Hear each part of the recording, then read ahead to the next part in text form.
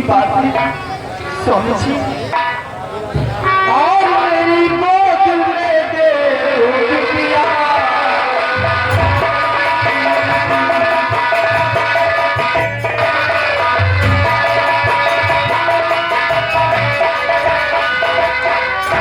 मेरी गोद में दे दिया हमारी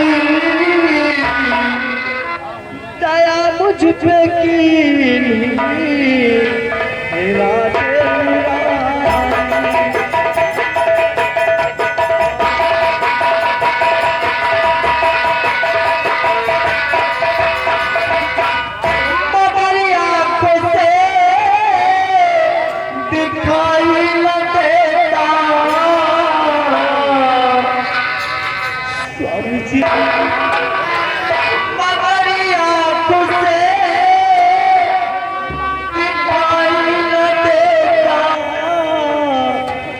बिटिया की सूरत को कैसे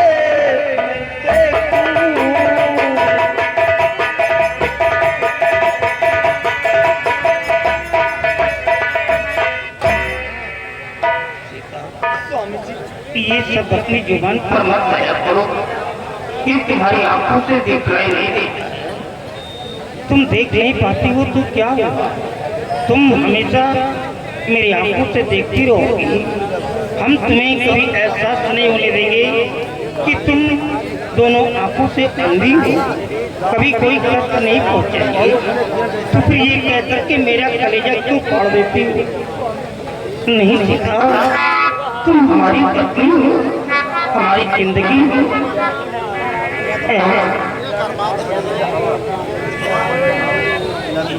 स्वामी जी मेरी बिटिया का नाम कोई अच्छा सा रख दो ताकि मैं इसे नाम नहीं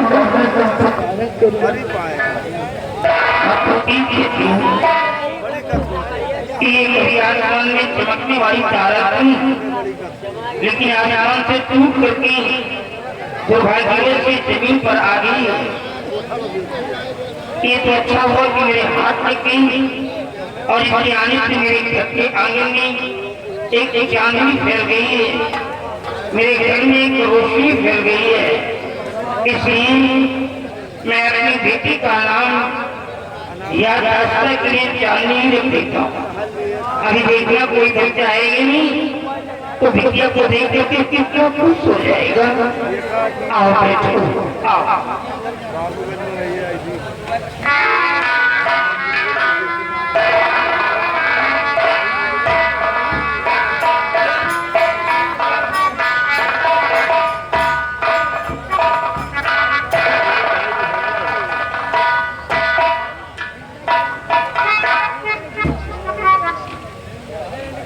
बाबूजी ये आपकी गोदी में किसका बच्चा है? ये बेटिया किसकी बच्ची लिए दादाजी गोद में? सच बताओ मुझे कुछ छिपाओ नहीं। आप भी खुश हो दादी माँ खुश है, आप भी खुश हो दादी माँ खुश है। मेरी खुशियों का कोई ठिकाना नहीं। आप भी खुश, आप भी खुश हो दादी माँ खुश है, आप भी खुश हो दादी माँ खुश है। मेरी खुशियों का कोई ठिकाना नहीं।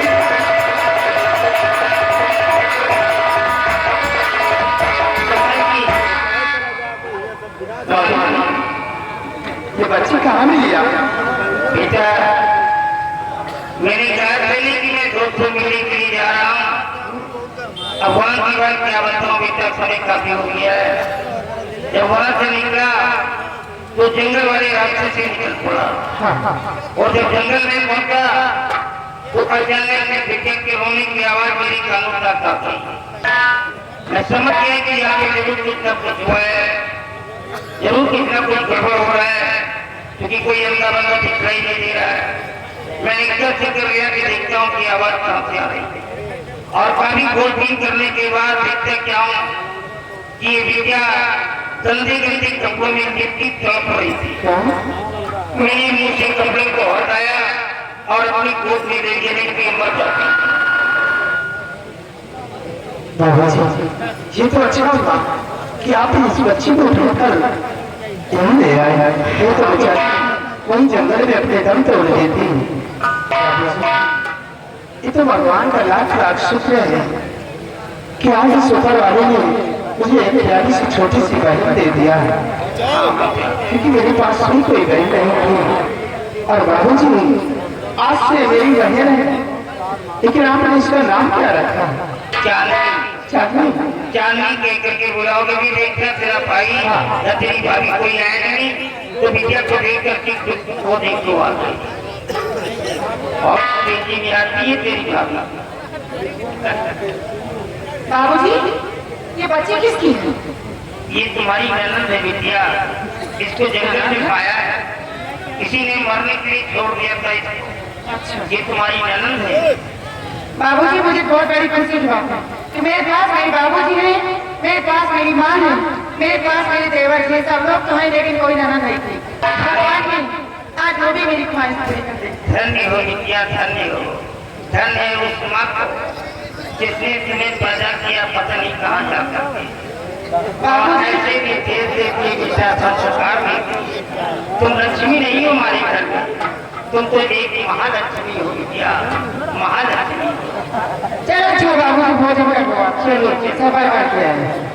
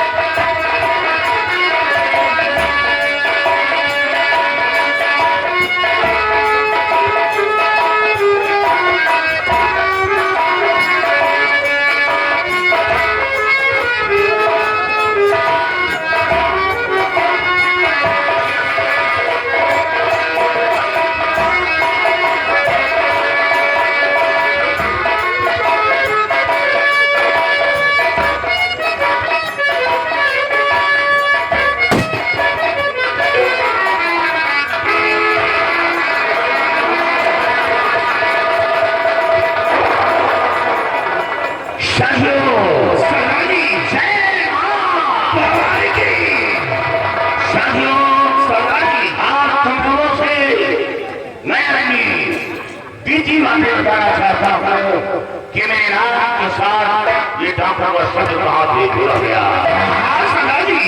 मेरे पिता का नाम रणधीर सिंह था, धीर सिंह था। हमारे ही गांव का संविधान लाभा सिंह था। उसका काम गरीबों के अंदर पैसा फैलाना, गरीबों का खून खून करता खजाना भरना, बहन बेटियों की इज्जत से खिलवाड़ करना, बेचा था। एक गरीब किसान की बेटी को हवेली में बुलवाया और उसकी इज्जत को लूट लिया। लूटने के बाद हवेली से भगा दिया। बोले कि सर्व से आत्महत्या कर लिया। यह बात मेरे पिताजी को बुरा लगा। लाखा सिंह के खिलाफ आवाज उठाया, लेकिन वो बहुत बड़ा नवीसार था। उसी लड़की के खून के इल्जाम में मेरे पिताजी को जेल भिजवा दिया। पिताजी को जेल हो गई और जब वो जेल से बाहर आए तो गांव के लोग तरह तरह की बातें करने लगे, पूरी पापी का खाना करने लगे। यह बात मेरे पिताजी को बुरा लगा। लाखा सिंह के वो मेरी मां को साथ दिया और गांव छोड़ दिया। एक काली पहाड़ी पर झोपड़ी बनाकर अपनी जिंदगी बिताने लगी। अफसोस की बात कि पिताजी का इंतकाल हो गया। पिता के मरने का गम मां को सताने लगा। मेरी माँ बीमारी हालत में मुझे बताया कि बेटा तेरे बाप का जानी दुश्मन जमींदार लाखन सिंह है। माँ से सवाल किया कि लाखन सिंह कहाँ रहने वाला है, लेकिन माँ के अंदर खौफ था।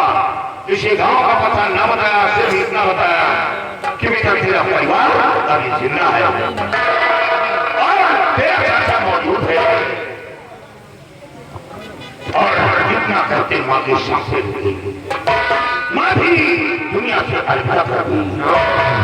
माँ की लाश को कफन दफन करने के बाद झोपड़ी में बैठा रो रहा था तो रात के वक्त बीघर का पुकार का मान वो झोपड़ी के करीब आया, उसे कहा बेटा हमें थोड़ा पानी पिलाओ। लेकिन जब पानी लेकर मानसिंह के सामने बढ़ाया, उसने मेरी आंखों में आंसू देखा।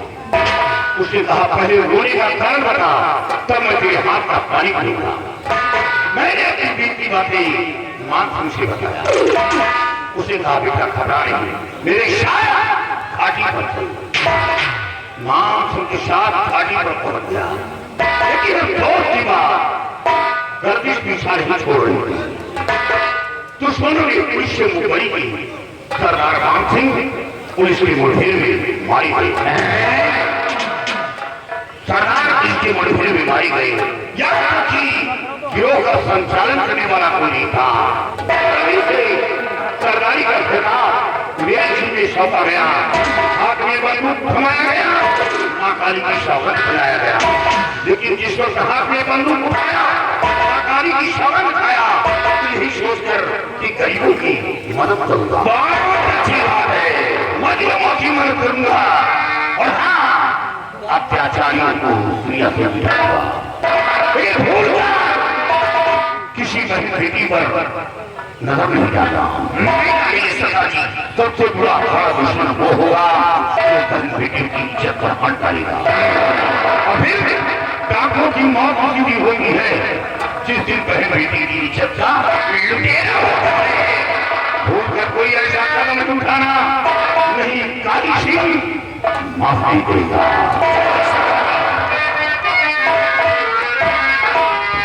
मेरे साथियों से सुनो मेरा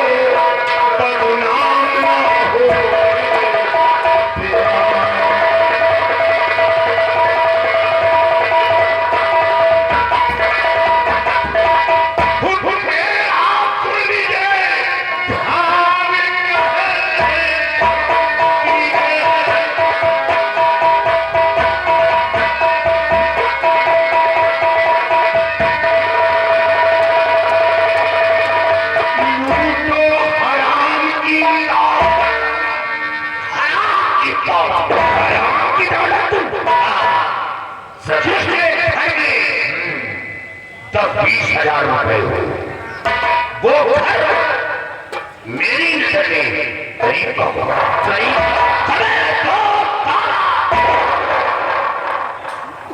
वो दौलत चाहिए जिसके दरवाजे भिखारी भीख न पाता हो।